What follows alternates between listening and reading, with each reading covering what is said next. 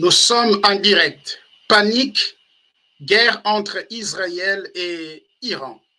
OTAN et les États-Unis ont-ils abandonné Israël, Gog et Magog? Et nous sommes là, ensemble avec le prophète Placide. Shalom, prophète Placide, comment vous allez? Shalom, cher frère. Je vais bien par la grâce de Elohim. Je crois par la grâce de Eloah, vous allez bien aussi.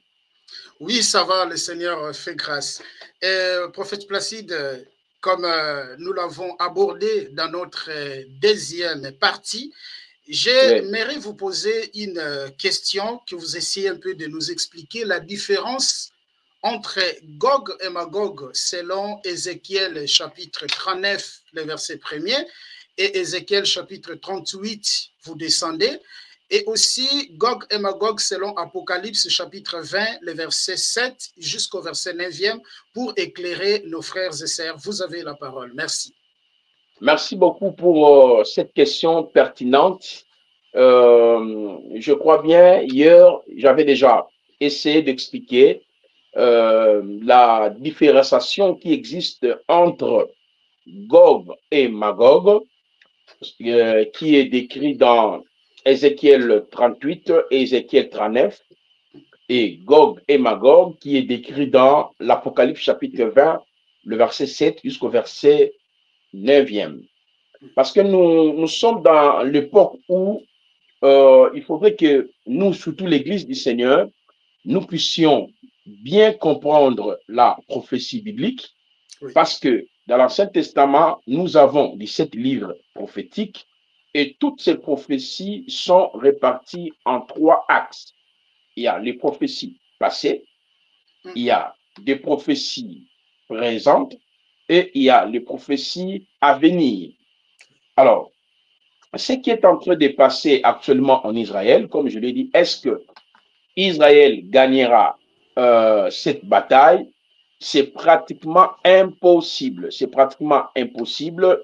Israël ne peut pas gagner cette bataille. Voyez, malgré tout, il est soutenu par OTAN, soutenu par les Américains. C'est Yoshua, quand il viendra dans sa gloire, dans sa puissance, c'est celui qui libérera Israël. Il va instaurer le royaume davidique que nous appelons le royaume millénium, pendant 1000 ans sur la terre. Mes chers frères et sœurs, pour mieux comprendre ce conflit, comme je l'ai expliqué plusieurs fois ici, il faudrait que nous puissions remonter en quelque sorte sur le texte biblique. Nous avons, par exemple, la prophétie de Daniel 2. Il y a la prophétie de Daniel 7. Et quand vous observez très bien, Daniel chapitre 2, Daniel chapitre 7, dans Daniel chapitre 2, on nous parle de la vision de la statue. Ça, c'est le roi païen qui avait réussi cette vision de la statue.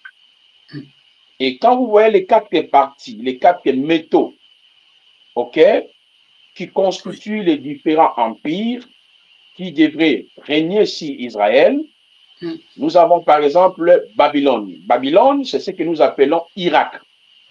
Parce que Irak, c'est là où est sorti Abraham. Abraham, le patriarche. Donc, les Juifs, ok, ce sont les Irakiens. Si on doit parler de cette façon.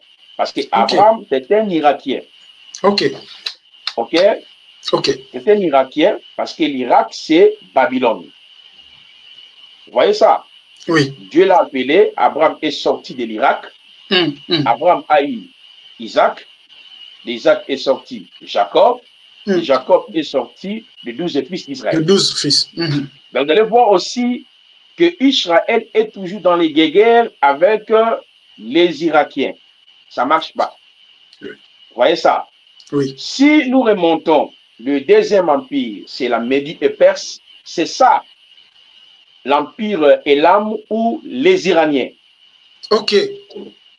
Donc, les Iraniens, dans l'Antiquité, comme je l'ai dit et je le répète, c'était aussi une grande puissance mondiale, économiquement, politiquement, militairement. Vous voyez ça? Or, aujourd'hui, Israël est en guerre. Ça n'a pas commencé aujourd'hui. Ça fait plus de 20 ans, OK? Oui. Avec les Iraniens. Sur le plan prophétique, je l'ai démontré. Parce que je vais répondre à la question sur la différenciation qui existe entre Gog et Magog de Ézéchiel chapitre 38 et 39 et Apocalypse chapitre 20. Je suis en cheval, je voulais d'abord planter les décors pour que nous puissions mieux saisir la question et la quintessence de mes réponses quand je serai en train de élucider, mes chers frères et sœurs, autour de cette émission que moi-même j'aime bien. Vous voyez ça, chers frères? Donc, on voit que les Irakiens ou l'Irak, dans l'Antiquité, c'était une grande puissance économique, politique, militaire. Et lorsque nous quittons, c'est maintenant les Iraniens qu'on appelait l'Apex. OK. C'était une grande puissance. En ce moment-là, l'État français ou l'Europe, l'OTAN, je vais y arriver, l'OTAN n'existait pas. Parce qu'aujourd'hui, c'est l'OTAN qui contrôle en quelque sorte le monde en connivence avec l'Amérique. L'Amérique aussi n'existait pas. Vous voyez ça? Mais ce sont le PEX ou les Iraniens, aujourd'hui, d'après l'appellation de nos jours, qui ont aussi dominé sur Israël. Ce sont les gens aussi qui ont aidé Israël dans l'accomplissement de la reconstruction du plutôt du deuxième temple. Parce que le premier temple a été détruit par les Irakiens. Les Babyloniens qui ont détruit le premier temple après la mort du roi Salomon. Le royaume d'Israël s'est divisé en deux. Le royaume du Nord et le royaume du Sud. OK? Alors, et les autres sont allés en Babylone, conformément à Jérémie chapitre 25. Le verset 1er, vous descendez. Yahweh envoie une partie d'Israël en Babylone. C'est-à-dire, ils étaient partis où? En Irak. En Irak, oui. C'est là où Daniel a vécu là-bas, en Irak. Bon. Ézéchiel a eu plusieurs visions à Irak. Donc voilà pourquoi je peux vous dire, c'est un conflit familial. C'est un conflit entre le fils, le petit-fils, les oncles et les ancêtres, donc tout ce qu'on peut dire là. C'est un conflit familial. Celui qui viendra pour mettre fin à ces conflits familiaux, c'est qui? C'est Elohim lui-même. Je vais vous donner des exemples que j'avais expliqués, puis je continue. Je vous ai donné, par exemple, dans le livre de Jérémie, chapitre 49, le verset 38 à 39, ça c'est Yahweh qui promet qu'il mettra fin, OK, à la puissance iranienne. Ce n'est pas ce que les États-Unis et l'OTAN les messages qui sont en train de nous faire passer, ils ne peuvent pas voir la bombe atomique. Non. Mais je vous dis, retenez très bien ce que je vous dis, chers frères. Les Iraniens auront leurs bombes atomiques. C'est la même chose qui était avec la Corée. Oui. Ils ont tout fait, mais le président coréen, l'autre est là. Aujourd'hui, ils sont indépendants, ils ont eu leurs bombes. Donc, celui qui aura le pouvoir de finir avec les Iraniens, en commençant par leur président, en commençant sur leur arsenal militaire, ce n'est ni l'OTAN, ce n'est ni l'Amérique, c'est Yehoshua lui-même quand il viendra dans sa gloire. Jérémie, chapitre 49, le verset 38 à 39, il a promis qu'il va détruire Élam. Il a promis aussi qu'il va anéantir les ennemis d'Élam. Il a promis qu'il va aussi instaurer son trône sur Élam. Je pense que vous comprenez, mes chers frères et sœurs. Très bien, oui. De la même manière, celui qui viendra finit avec les Irakiens qui attaquent aussi Israël, qui sont dans le Guégueur, ok? Oui. Qu'on appelle Babylone, c'est toujours Elohim, celle qui viendra. Lisez Jérémie chapitre 50. Vous voyez? C'est lui, celle qui viendra pour finir avec les Babyloniens. Donc, vous voyez que Babylone, l'apex que nous appelons aujourd'hui l'Irak et les Iraniens, dans l'Antiquité, c'était des civilisations puissantes. Ok. Des civilisations extraordinaires qui ont régné, qui ont dominé. Je retourne maintenant dans Daniel 2, là où nous sommes. Après le règne des Irakiens sur, c'est-à-dire Babylone, sur Israël, il y a eu les règnes de la Perse, les Iraniens sur Israël. Ok. Mais qui sont, écoutez très bien, qui sont le fils de Jacob, qu'on appelle Israël, parce que lui s'appelait Jacob, qui veut dire excipateur, ok? Ok. Escroc, voleur. C'est Yahweh qui a changé son nom. Son nom, oui. Il lui a donné le nom Israël. Il y a le L. Donc, L, c'est Elohim, Eloah, Elai, Shaddai. Ce sont le nom du Créateur. Ok. Donc, cela veut dire Israël, c'est celui qui a triomphé avec Dieu. Le vainqueur. Le vainqueur. C'est lui qui marche avec Dieu. C'est pour cela, les Iraniens, les Irakiens, sous d'autres mots, les Babyloniens et la Perse ne peuvent jamais anéantir Israël. Wow. Et le peuple d'Israël, ils peuvent tout faire évoluer en termes de la technologie, en termes de soutien des Américains, mais celle du Mashiach qui mettra fin en cela. Parce qu'on a des prophéties, amen, qui parlent de la destruction de Babylone, Jérémie 50, qui parle de la destruction, n'est-ce pas, des Iraniens, dans son ensemble, parce qu'il y a aussi assez Élie parmi ces peuples-là. C'est pour ça que je dis que c'est un conflit familial. C'est entre eux. Exactement. OK? En train de se battre. J'avance encore, chers frères. Toujours dans Daniel, parce que Daniel 2 nous parle de la vision du 4 métaux. Daniel 7, on nous parle de la vision de 4 animaux. C'est la même vision, mais parce que Yahweh, dans sa manière de parler, il ne fait que répéter une chose 2 ou 3 fois. Mon cher frère, après, il y a eu la Grèce.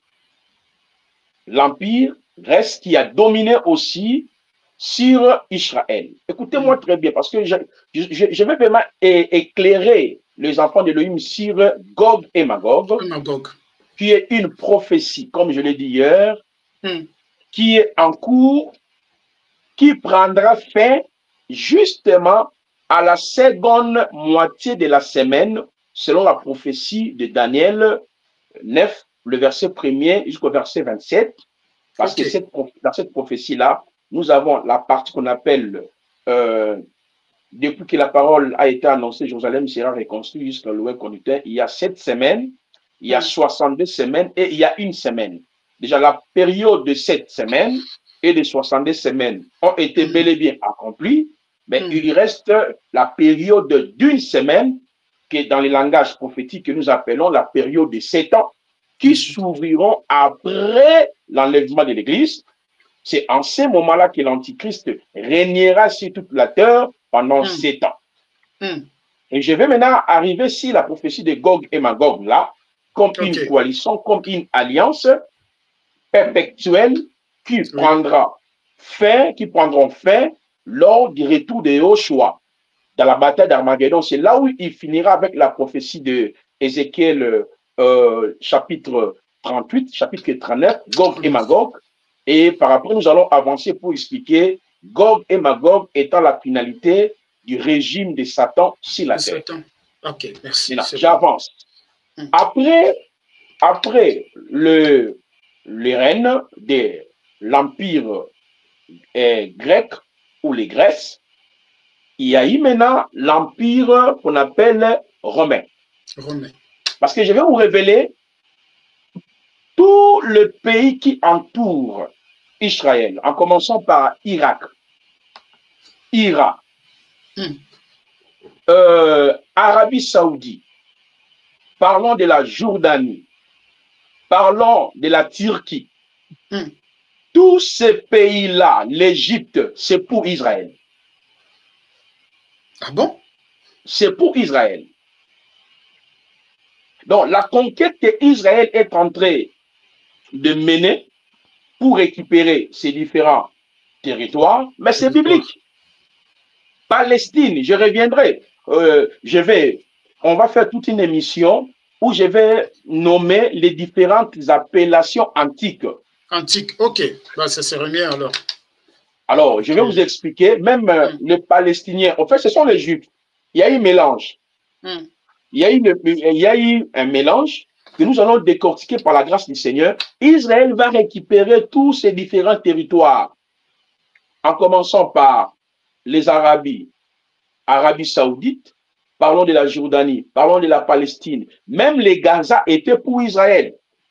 C'était des lieux que le Seigneur avait bel et bien accordés au peuple d'Israël. Quand on parle de la Palestine, je vais l'expliquer à partir de l'Empire romain. Parce que l'Empire romain dominait depuis le 1er siècle jusqu'au 6e siècle. Ça, c'est le règne de l'Empire romain. 1er siècle jusqu'au 6e siècle, parce que Yehoshua Hamashiach est venu même sous le règne de l'Empire romain. Est-ce que vous comprenez? Oui. Il a exercé son ministère au 1er siècle, il est mort. L'Empire romain régentait sa domination du 1er siècle jusqu'au 6e siècle. Ok. Pourquoi? Parce que au 5e siècle, je pense vers 467, après le départ de Joshua, l'Empire romain a connu ce qu'on appelle une division. Cette division-là est liée conformément à la prophétie de Daniel 2, Daniel 7. On parle de 10 rois, on parle de 10 orteils. L'Empire romain a connu cette division, sous le règne de Théodose le Grand. Et quand l'Empire romain a connu cette scission, le séisme a eu lieu, l'Empire romain qui régnait comme le 4e royaume, mais avant lui, il y a eu aussi d'autres royaumes qui ont exercé leur influence sur Israël. Il y a par exemple l'Égypte. L'Égypte aussi était une grande puissance économique, politique, militaire dans les temps. Donc les Africains aussi, à un moment donné, ont géré le monde. Il y a aussi les Assyriens aussi qui ont géré le monde. Maintenant, ici, nous sommes dans 5e siècle. 5e siècle, l'Empire romain va se diviser en deux, conformément à Daniel chapitre 2, Daniel chapitre 7. Ça va créer ce qu'on appelle l'Occident, les 10 tribus germaniques ou les 10 tribus barbares. Est-ce que vous comprenez? Donc, que ce soit le français, la Grande-Bretagne, c'est-à-dire la France, l'Allemagne, la Grande-Bretagne, la Suisse, la Grèce et l'Asie mineure, le Portugal, l'Europe centrale, l'Italie, l'Espagne et l'Afrique du Nord, l'Europe centrale et le pays de la mer Noire. Ce sont des dissidents, ce sont les dissidents de l'Empire romain. En ce moment ici, l'Europe n'était pas encore la grande puissance. Parce qu'aujourd'hui, quand on parle de l'Europe, c'est l'OTAN. Parce que l'OTAN, ce sont les dissidents de l'Empire romain. Parce que l'Empire romain, qu'est-ce qui se passe? Les Turcs, ce qu'on appelle dans la période médiévale, il y a eu justement l'Empire byzantin, les Turcs qui ont attaqué maintenant les Romains. Et suite à cette attaque, l'Empire romain va se scinder en deux. C'est pour accomplir la prophétie de Daniel 2, Daniel 7, comme je viens de le dire. Il y aura d'autres pays qui vont entrer en jour, c'est-à-dire d'autres tribus. Si on peut revenir sur les 10 tribus germaniques. Les 10 tribus germaniques, ok. Il y a l'Allemagne, il y a la France, il y a la Grande-Bretagne, il y a la Suisse, il y a la Grèce et l'Asie mineure, le Portugal, l'Europe centrale, l'Italie, l'espace et l'Afrique du Nord, ok, et l'Europe centrale et les pays de la mer Noire. C'est en ce moment que commence la force de l'Europe. Ils vont se constituer, ce qu'on appelle l'OTAN. Ils vont se constituer pour former un bloc aujourd'hui. Et l'OTAN, c'est la grande puissance aujourd'hui. En termes de militaires, en termes du budget, en termes de la technologie, en termes des idéologies. Ils sont aujourd'hui, ce sont eux qui dirigent le monde. Parce que l'Amérique est sortie de la Grande-Bretagne et les autres pays de l'Afrique du Nord, donc voilà, ils ont constitué ce qu'on appelle l'Amérique. Donc ce sont les immigrés qui ont construit ce qu'on appelle l'Amérique, et l'Amérique aussi devient un État puissant. Donc vous voyez comment Babylone a perdu sa puissance. Regardez bien. Babylone, c'est-à-dire Irak, a perdu sa puissance. Et puis les Iraniens aussi ont perdu leur puissance. La Grèce aussi a perdu sa puissance. Et l'Empire romain aussi a perdu sa puissance et est resté seulement dans l'aspect religieux. C'est Rome religieux qui est en Italie aujourd'hui. Vous voyez? C'est lui qui est resté dans sa force. Voilà. Alors, je reviens maintenant. Écoutez très bien. C'est pour cela, je suis en train de vous dire, chers frères, cette guerre ou ces conflits, c'est lié au choix. Quand tu lui viendras, il finira avec ça. Avec ça. Rappelez-vous, je vous ai dit, lorsque l'Antichrist fera son apparition, quand vous lisez Apocalypse chapitre 13, vous allez voir que la même configuration de l'Empire romain d'autrefois va revenir. Cela veut dire les Européens qui sont les dissidents de l'Empire romain seront avec l'Antichrist. L'Amérique, qui est constituée aussi de dissidents, de ceux qui viennent de la Grande-Bretagne et de l'Afrique du Nord, et tous les pays là qui ont formé ce qu'on appelle l'Amérique, seront toujours avec l'Antichrist.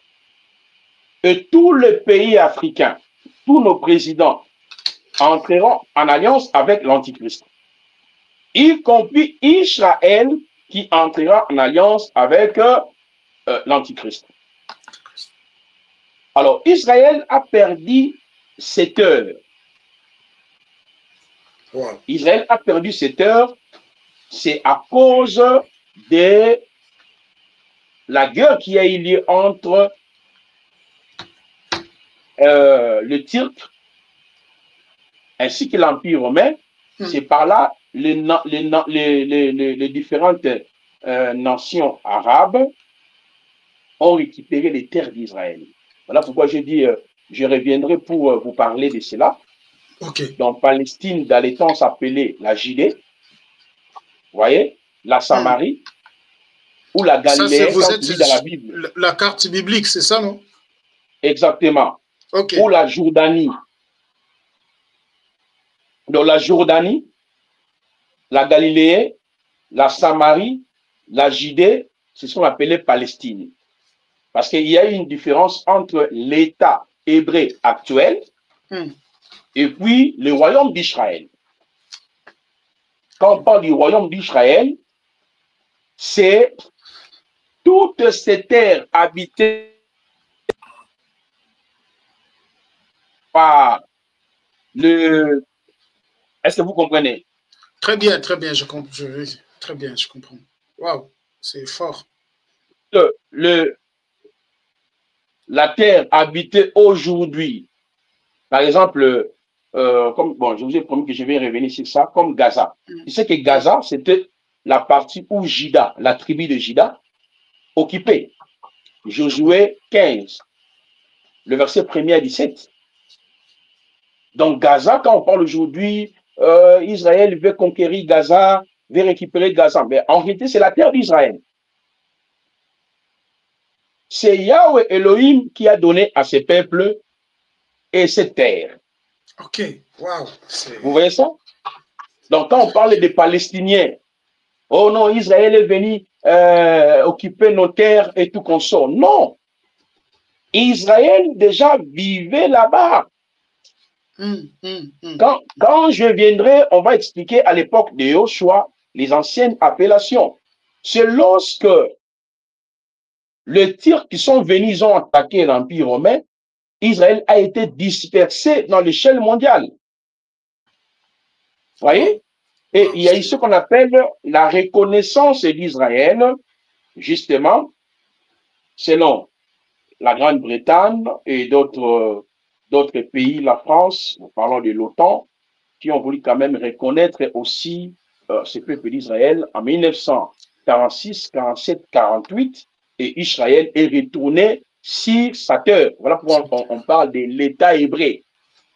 Okay. Donc l'État hébreu, c'est une concession dans le sens où les grands puissants du monde ont reconnu que ces différentes terres ou territoires et dans le passé étaient pour Israël. Maintenant, quand les gens disent qu'Israël veut conquérir Gaza, mais en fait, c'est la terre d'Israël. Israël avait déjà conquis ces territoires par le biais de Josué. Wow. Oh, Israël veut conquérir les territoires des Palestiniens. Mais en fait, mais la Judée, Galilée, mais c'est déjà la terre d'Israël sous l'Empire romain. Ok. Donc voilà pourquoi je vous promets, je vais revenir, retracer l'historicité. Mais je ne suis pas en train de soutenir les actes. Il ne faut pas, parce que j'ai vu quelqu'un m'a dit, c'est un sioniste, il parle de Joshua, c'est un sioniste, il est pour Israël actuel. Voilà, il soutient Israël. Non, moi je ne soutiens pas ce qu'Israël est en train de faire. Je ne soutiens pas. Oui. OK? Je ne le soutiens pas. Je ne peux pas le soutenir parce qu'il y a des innocents qui meurent. Oui. Donc voilà, je ne peux pas participer au sang des autres. Exactement. Moi, je suis croyant. Dieu nous a appelés à la paix. Dieu nous a appelés à l'amour. Voilà, Dieu nous a dit de prier pour nos ennemis. OK? Il nous a dit, si votre ennemi a faim, donnez-lui à manger. Donnez-lui à manger. Mais là, je suis en train d'expliquer les effets prophétiques. Parce que Yahweh a dit, toute la terre lui appartient. C'est lui. Oui. La terre, c'est pour Dieu. C'est lui qui a décidé.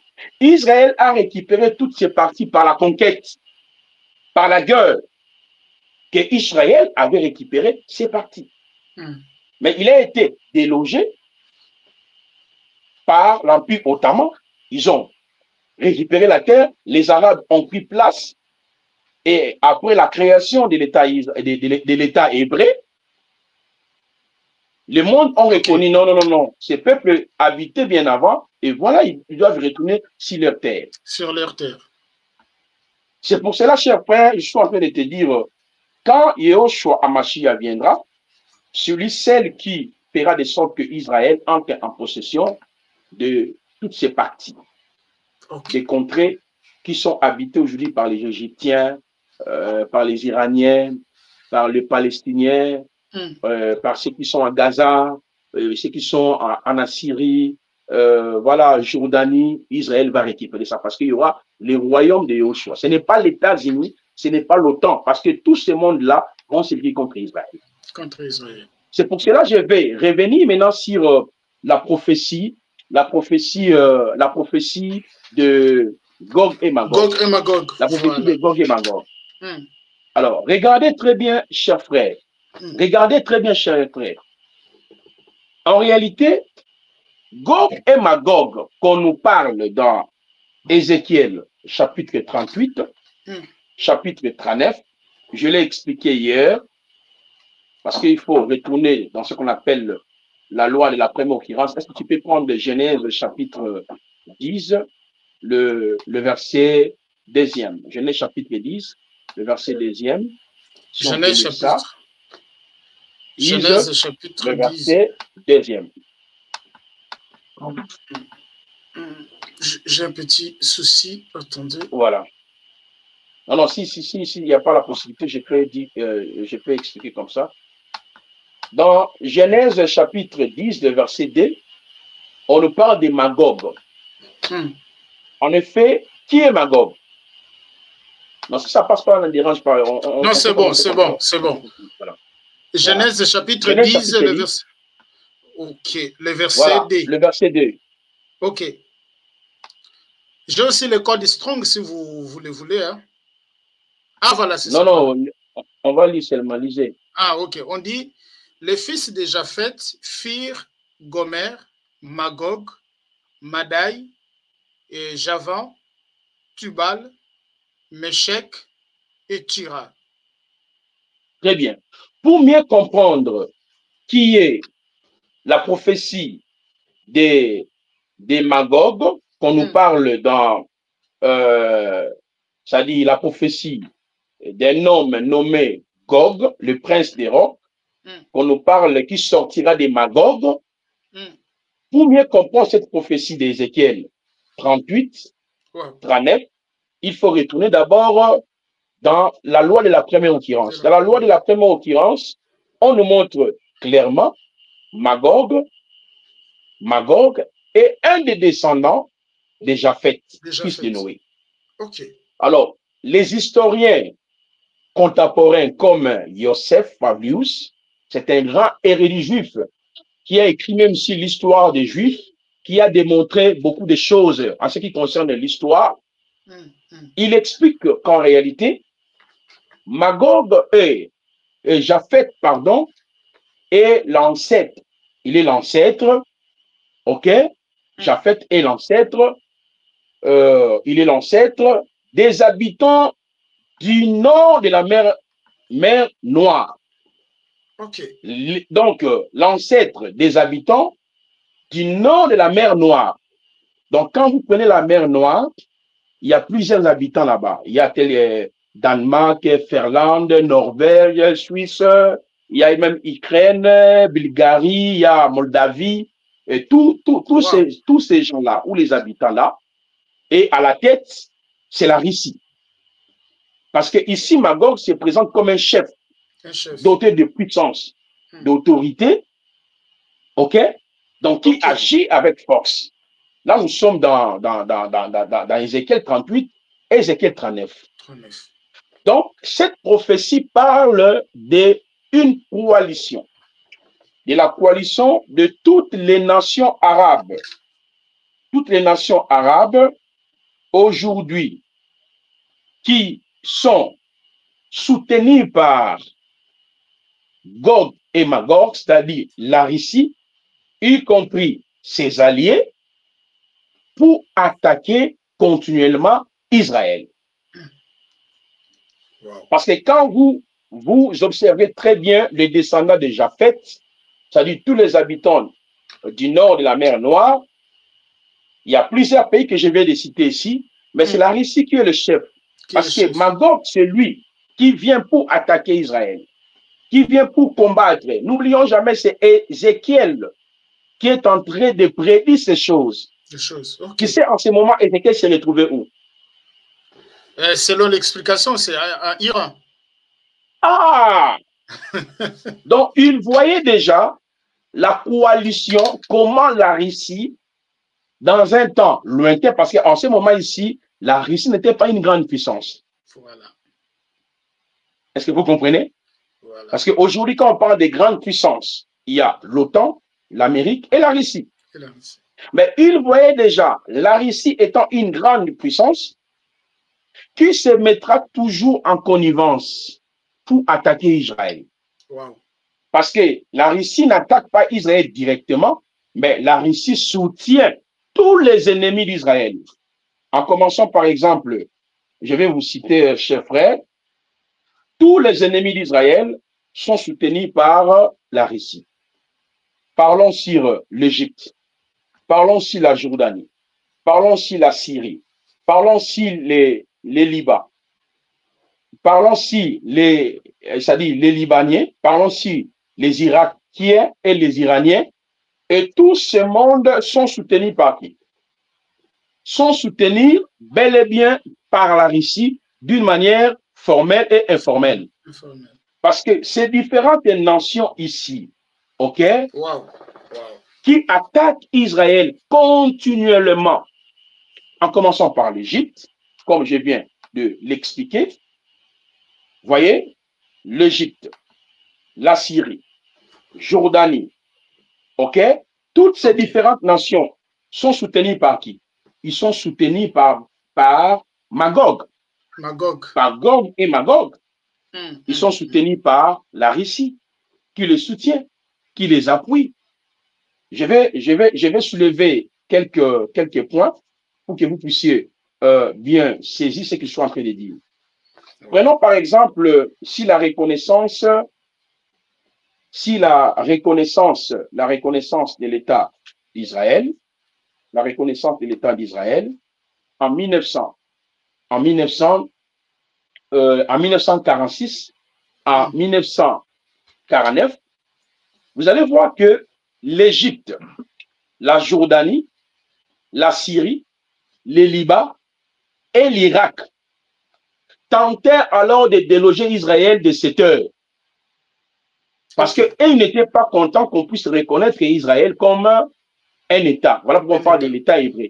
C'est en 1948 à 1949, par la complicité de l'OTAN, bien sûr, la Grande-Bretagne et l'Amérique, qui ont vraiment joué un grand rôle pour que l'État hébreu puisse avoir le jour.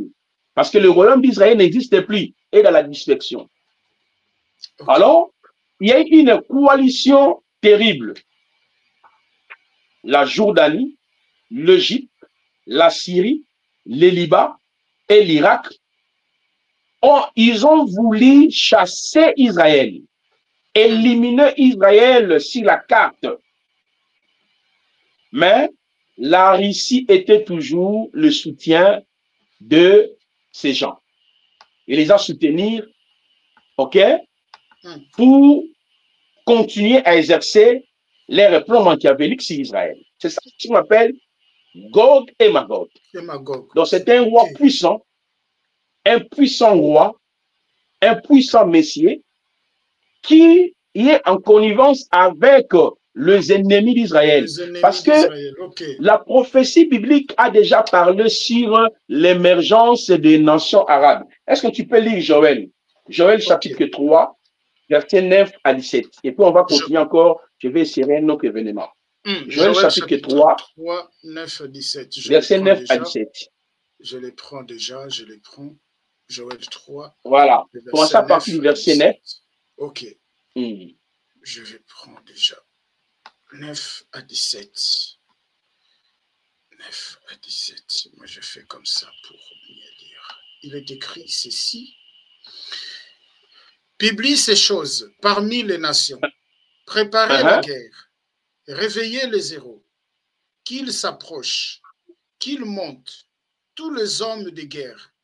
De vos oyaux forgés des épées et de vos serpes des lances.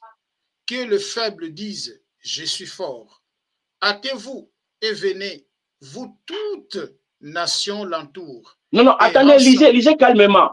Hâtez-vous et venez, vous toutes nations de l'entour, et rassemblez-vous là. C'est ça, toutes les nations qui entourent. Très bien. L'Égypte, ok, la Syrie, les Liban, la Jordanie, l'Irak, les Iraniens.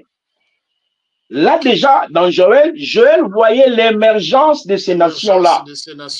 Voilà. Qui vont se liguer contre Israël Mais ils seront soutenus par qui? Par Gog et Magog. Magog. Voilà. Oh, Éternel. Parce que le soutien de la Russie a été toujours formel et est informel. Je viens de vous démontrer ici, lors de la reconnaissance, c'est-à-dire de la reconnaissance de l'État hébreu, ok, en 1948 à 1949. Alors, le monde a reconnu où ils ont créé l'État hébreu. La Russie était d'accord avec la coalition qui s'est préparée pour terrasser cette création, cette reconnaissance de l'État hébreu, a soutenu cette coalition, la Jordanie, la Syrie, le Liban et l'Irak. Et tous ces pays-là étaient contre cette création de l'État hébreu. Je vais vous donner encore un deuxième exemple, cher frère. On arrête de lire ou on continue de lire? Non, non, non. Si on doit tout lire, on n'arrivera pas. Les gens peuvent lire, justement. Ouais, là, déjà, Joël, c'était juste pour les faire comprendre. Dieu préparait déjà Israël à la bataille, au combat. Donc, ce qu'Israël est en train de faire, de se défendre pour son survie et tout consort, ça a été déjà prophétique. Et le Seigneur déjà avait parlé dans la bouche de Joël, il y aura c'est-à-dire la coalition, le montée en puissance des différentes nations. Ce sont les nations arabes qui ont attaqué l'Empire romain. Ils ont occupé des terres de Juifs. Ok. Ce sont eux qui sont maintenant avec Gog et Magog. Ils sont dans la coalition. Je vais vous donner aussi deuxième exemple. Wow. La guerre, lors de la guerre du Sinaï. Parce que la guerre du Sinaï, qui est liée du 29 octobre et au 5 novembre 1956. Ok. J'arrêtais lors de la guerre du Sinaï, qui est liée du 29 octobre et au 5 novembre 1956. Vous allez voir que l'Égypte, la Syrie, la Jordanie signent une alliance militaire pour entrer en guerre, en conflit direct avec Israël. Pendant près d'une semaine, ce qui aboutit même à l'occupation du Sinaï et de la bande de Gaza, là où il y a les Gazaouites là. Parce qu'il y avait une coalition entre la Syrie, la Jordanie, l'Égypte. Ça, c'était lors de la guerre du Sinaï, le 29 octobre au 5 novembre 1956. Ils ont occupé la Sinaï. Ils ont occupé de la bande de Gaza, ainsi que la ville de Charm, El-Shekel par les Hébreux. Trois parties qui ont été occupées par cette coalition. Mais ils ont été soutenus toujours par la Russie. C'est ça, Gog et Magog. Un roi puissant, un homme puissant, alors qui sera aussi en alliance avec les nations puissantes. C'est pour cela qu'Israël se prépare toujours à la guerre. À des fois, j'aime ce qu'Israël fait. Ah, il y a des savants qui attaquent et tout comme ça. Mais tout cela, ils n'auront même pas la victoire jusqu'à ce que les Mashiach. Voilà. Je vais prendre le troisième exemple. La guerre du Kippour. Yom Kippour. En hébreu, c'est-à-dire le jour de la purification. C'était le 6 au 13 octobre 1973. Donc 73. Vous voyez? Lors de la guerre du Kippour, qui est liée du 6 au 13 octobre 1973 ou 1973. Vous allez voir que les troupes égyptiennes et syriennes lancèrent une offensive pendant la fête. Parce que Yom Kippour, c'est justement Lévitique chapitre 16, le verset 1er jusqu'au verset 32. Ils ont lancé, n'est-ce pas, leur offensive pendant la fête de Yom Kippour. Dans quel but? envie de récupérer les territoires occupés par Israël depuis 1967. Parce que en 1946, 47, 48, on a reconnu quand même Israël, définitivement en 1948. Mais eux, ils ont dit, nous, on ne veut pas ça. Au moment où Israël préparait la fête, et c'était le 13 octobre 1973, 1973, les Égyptiens, les Syriens lancent une offensive pendant cette fête. Ils avaient toujours dans l'idée de récupérer quoi? De récupérer la terre. La terre. Vous allez voir que les États-Unis apportent leur aide, comme le fait maintenant là, aux Hébreux. Mais tandis que la Russie s'est mise de côté des pays arabes. Vous voyez Joël chapitre 3, vous voyez Ézéchiel chapitre 38 et 39, et la Russie a toujours soutenu Israël, et pardon, les Arabes. Donc, c'est ce qu'on appelle Gog et Magog. Maintenant, pour finir, je pense que vous avez compris. Très bien. Donc, très bien. Gog et Magog, de Ézéchiel chapitre 38, chapitre 39, pour mieux le comprendre, il faut aller dans l'écriture de Joël chapitre 3, donc vous comprenez que c'est une coalition, c'est une alliance, c'est une alliance partenariat pour pouvoir attaquer le peuple d'Israël, ou l'État hébreu, comme les gens aiment le dire.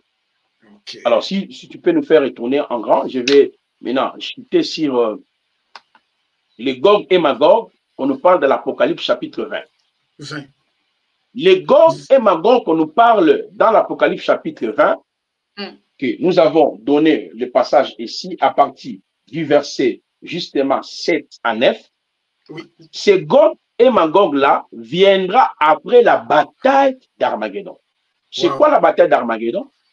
La bataille d'Armageddon, c'est le temps pendant lequel où Elohim viendra pour sauver Israël, lorsque Israël sera attaqué par toutes les nations de la terre, et même les nations qui le soutiennent, entre guillemets l'OTAN et les États-Unis.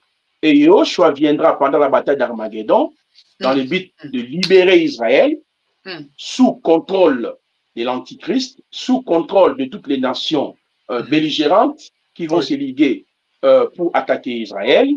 Et c'est par après, il va instaurer le royaume davidique, le règne de paix, pendant 1000 ans, 7 ans. Il y en a qui disent que non, il n'y aura pas millénium, c'est spirituel, va dormir, frère. La parole nous dit, dans l'Apocalypse 5, 8, 10, par son sang, il a racheté des hommes de toutes les tribus, de tout peuple, ils régneront sur la terre. Le millénium n'est pas au ciel. Au ciel, c'est le festin de noces de l'agneau qui durera pendant 7 ans. Mais ce qui est vrai aussi, millénium, c'est la continuation des festins de noces de l'agneau. Ce qui est vrai aussi, millénium, c'est la continuation de ce qu'on appelle la félicité éternelle. Et plutôt, la félicité éternelle est la continuation des festins de noces de l'agneau et du règne millénium.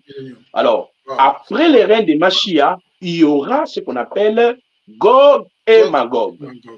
Gog et Magog qu'on parle dans l'Apocalypse 20, ça c'est la bataille finale du régime de Satan. Parce qu'à la croix de Golgotha, Satan n'a pas été dévasté. Mais Satan a été dépouillé de son autorité, de son pouvoir, de sa domination. C'est ça la croix. À la bataille d'Armageddon, Satan aussi ne sera pas dévasté, mais Satan sera arrêté pendant 1000 ans. Lisez Apocalypse chapitre 20, à partir du verset 1 à 13. Satan sera arrêté pendant 1000 ans. Vous voyez ça? Gog et Magog, maintenant, c'est le temps de la dévastation de Satan. Est-ce que vous avez compris ces trois choses? La croix, Satan a été défait de son autorité, de son pouvoir sur nous. La bataille d'Armageddon, le temps où Yoshua viendra pour le salut d'Israël, Satan sera en effet, regardez ça, lié pendant 1000 ans, et nous régnerons pendant 1000 ans sur la terre. Après la bataille après le règne du millénium, il sera relâché de sa prison pour séduire quelques nations qui régneront avec nous.